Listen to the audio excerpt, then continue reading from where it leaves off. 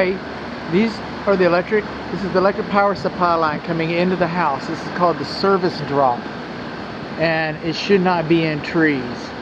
And it wouldn't be in trees if the weather mast or the service mast head had been installed above the roof line. It's supposed to be installed above the roof line, and it's not.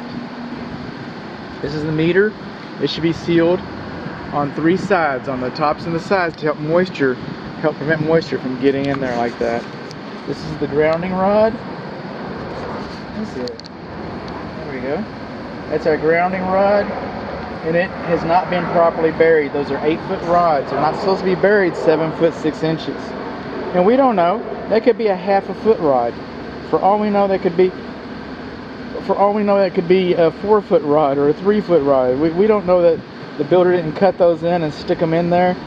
But providing that it is the actual length of the rod, it's supposed to be buried 8 feet into the ground, not 7 foot 6 inches. Now, an electrician might be able to measure the resistance and determine if the rod was meeting its needs to the code inspector, but I wasn't here for that. I'm a mockingbird. Okay, this is the dead front cover plate for the electric service panel. They're supposed to be labeled specifically, not just brackets like that. Brackets like that. Okay, lighting to wear. Lighting to wear. And then right here, this is nice that they've got printing. That's called printing. In some places we don't have printing, that's writing. Now, printing is okay over here. Writing is okay over here, so long as you have printing over here. Now, if you're going to rely on the numerals that are posted inside of here and sequence them, because the numerals would be duplicity. At that point, then printing should be over here. So I'm really tempted just to say printing. Okay. Now, if you're of a certain age, we used to call that printing in school, block printing, or do you do in cursive writing? But no, printing is GE power mark. Printing is main, bedroom. That's printing. That's handwriting. This is the electric service panel. We're here for the main show. There shouldn't be more than an 1/8 of an inch gap between the cabinet and the wall. When the cabinet's recessed this far back, the electric service panel's recessed this far back, that compromises the fire blocking. The dead front panel, that we were just looking at, fits over here. So you have all this gap. See, that panel is supposed to be installed onto this. It's not supposed to be floating out into space like that. Oh, but it's construction. I know it's construction. You know, the 17-year-old kid that installed the stereo in the dash of my car, it looks like it came from the factory, like it was made like that. And I know that 17-year-old kid just, had a lot on his mind besides, working on my car. And a 35-year-old electrician, you'd think he could get that out there like that. That's just me thinking. Okay, see these screws right here? Those are drywall screws. Okay, sheetrock screws, some people call them. They're fast, they're tight, I get that. But they're also brittle, and they break. If this structure was to experience a tornado, for example, and your garage got blowed up, I get it, you've already got a bad day. If this cabinet had been nailed in, because nails have much more shear strength than screws, they don't break like screws. If it had been nailed in, well, your garage is blowed up, but at least the panel box, the cabinet, might actually still be attached to something. So when the first responders come in, they don't have to step over it or whatever to get inside to try and help some people.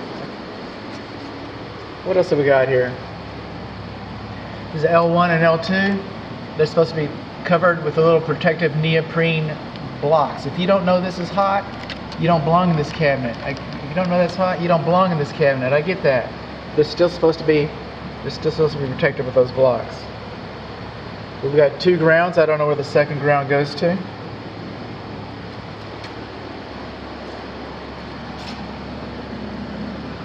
I don't. It's supposed to be within 6 feet of each other. This feeds out someplace else. That's the bonding. We have one ground and one bond, and we got to find out. This goes down to the grounding rod. So the bonding location is not labeled. We do not have two grounds. Of course, 15 years ago, 17 years ago, I don't think two grounds was required, but we're about to find out why. These are the AFCIs for the bedrooms. When this home was built, AFCI was only required in the bedrooms. So that's what those are for.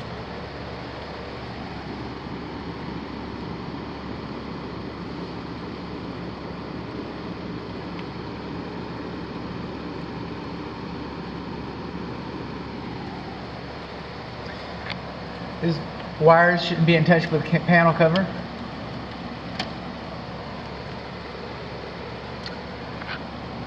This is called bundling, and I hate discounting my work. I really, really do. But you're going to have a hard time finding many houses of this vintage that haven't been bundled. Even my reference inside the inspection report is almost apologetic. But this knockout hole is for L1 and L2.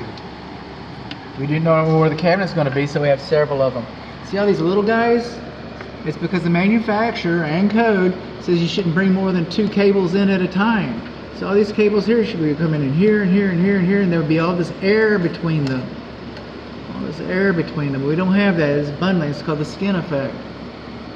So again, I hate to discount my work. If somebody opens this cabinet and they say, "Oh wow, look, we don't have any bundling," whatever. But no, it's been bundled, and that's wrong. Now, this is the mystery.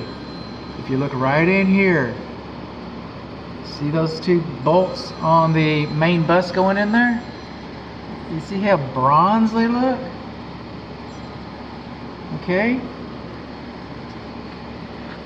They're scorched. That's from heat. We've had a heating event.